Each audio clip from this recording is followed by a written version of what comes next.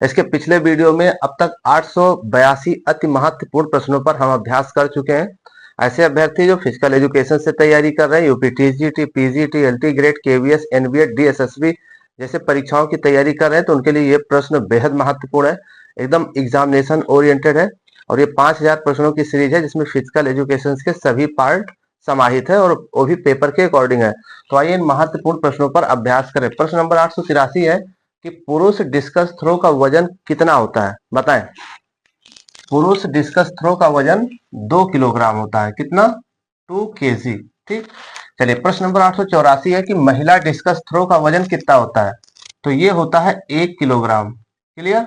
चलिए प्रश्न नंबर 885 है कि आधुनिक ओलंपिक खेलों को प्रारंभ किसने किया था। आधुनिक ओलंपिक खेलों को जो प्रारंभ है वो किसने किया था, तो पियरे डी कुबर्टिन। तो यहां पे हम लिख देते हैं डी कुबर्टिन। राइट। चलिए प्रश्न नंबर 886 है कि एशियाई खेलों का नामकरण किसने किया था, बताएं। एशियाई खेलों का नामकरण किसने किया था, तो जवाहरलाल नेहरू। जवाहरलाल नेहरू। ठीक है ना। और एशियाई खेलों का शुरुआत कब हुआ था, 4 मार्च 1951 को। राइट। चलिए प्रश्न नंबर 887 है कि ओलंपिक में भारतीय हॉकी ने पहली बार कब प्रवेश किया था। जी हाँ, ओलंपिक में भारतीय हॉकी टीम ने पहली बार किस वर्ष प्रवेश किया था, तो सही जवाब 1928 में। 1928 एम्स्टर्डम में। क्लियर। चलिए प्रश्न नंबर 888 है कि हॉकी में अंतिम स्वर्ण पदक भारत ने कब जीता था। ओलंपिक में हॉकी में अंतिम स्वर्ण पदक भारत ने किस वर्ष जीता। सही जवाब क्या होगा, 1980। कहां पर, मॉस्को। राइट। चलिए प्रश्न नंबर 889 है कि आधुनिक ओलंपिक खेलों का जनक किसे कहते हैं। आधुनिक ओलंपिक खेलों का जनक किसे कहते हैं, तो सही जवाब होगा पियरे डी कुबर्टिन। राइट। चलिए प्रश्न नंबर 890 है कि प्राचीन ओलंपिक खेलों का आयोजन कब हुआ था। ठीक। प्राचीन ओलंपिक खेलों का आयोजन कब हुआ था, तो 776 ईसा पूर्व में। राइट। ग्रीस। क्लियर। और अगर ये बात की जाए कि प्राचीन ओलंपिक खेलों का अंतिम बार आयोजन कब किया गया था, 394 ईसा पूर्व में। राइट। चलिए प्रश्न नंबर 894 है कि आधुनिक ओलंपिक खेलों का आयोजन कब किया गया था।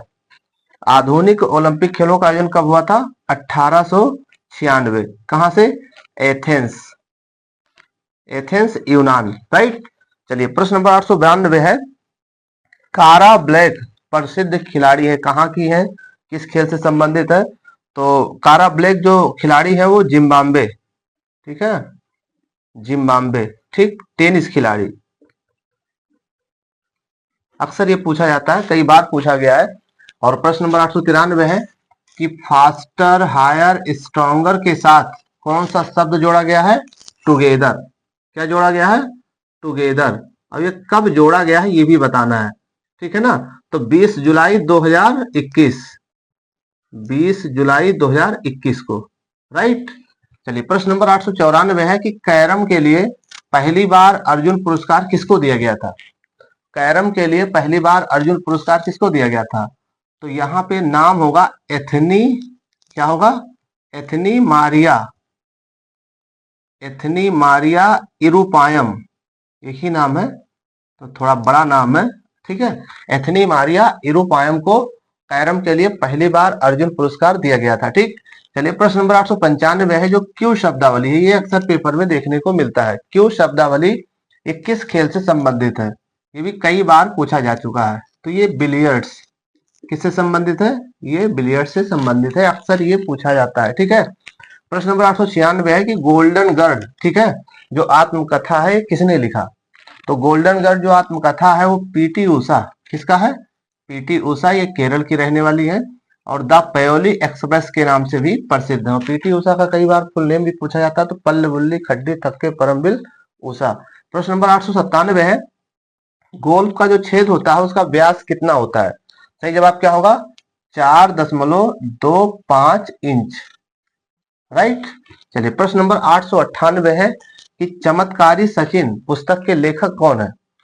चमत्कारी सचिन पुस्तक के लेखक कौन है, तो इसका सही जवाब होगा लोकेश, पूरा नाम क्या होगा, लोकेश थानी। राइट। चलिए प्रश्न नंबर 899 है कि चाइना कप किस खेल से संबंधित है। सही जवाब क्या होगा, जिम्नास्टिक किससे संबंधित है? जिम्नास्टिक से संबंधित है, राइट। चलिए प्रश्न नंबर 900 है कि चीन का राष्ट्रीय खेल क्या है? चीन का राष्ट्रीय खेल क्या है? Table tennis. क्या होगा? टीटी यानी टेबल टेनिस। और मलेशिया की बात करें तो बैडमिंटन, श्रीलंका का वॉलीबॉल, बांग्लादेश का कबड्डी और रूस की बात करें तो फुटबॉल और शतरंज इसका राष्ट्रीय खेल है। प्रश्न नंबर 901 है कि ज्योत्सना चिनप्पा संबंधित है किससे? तो ये स्क्वैश से संबंधित है, स्क्वैश, ठीक है ना। प्रश्न नंबर 902 है कि टेनिस में लव का मतलब क्या होता है? टेनिस में लव का मतलब क्या होता है?